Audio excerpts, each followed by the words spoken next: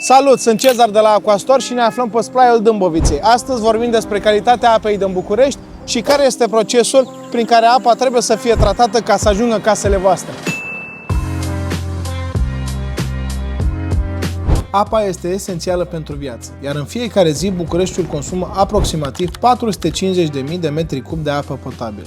Dar cum ajunge această apă curată și sigură la robinetul nostru? Hai să descoperim împreună etapele prin care trece apa înainte de a fi consumată. Totul începe cu captarea apei brute, adică a apei netratate, din două surse naturale principale, râurile Argeș și Dâmbovița. Această apă este direcționată către cele trei mari stații de tratare din București, Arcuda, Crivina și Roșu. Aceste stații sunt echipate cu tehnologie modernă capabilă să transforme apa brută în apă sigură pentru consum. Primul pas în procesul de tratare este ozonarea, adică oxidarea apei cu ozon.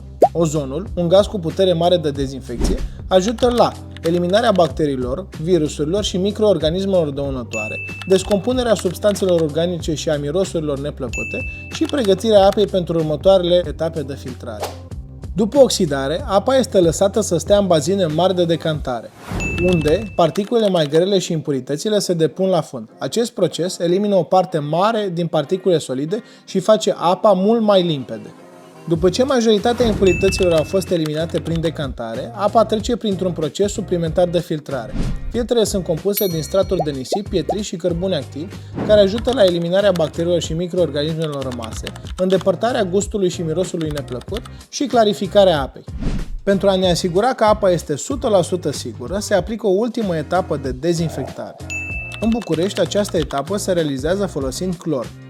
După ce apa a fost complet tratată, ea este pompată printr-o rețea vastă de conducte și ajunge la casele și clădirile din București. Înainte de a ajunge la robinetul tău, apa este testată în mod constant și monitorizată pentru a respecta cele mai stricte standarde de calitate.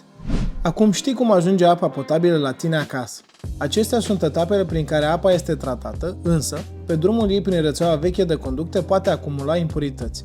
De aceea este esențial ca ultima etapă de filtrare să se întâmple chiar în casele noastre.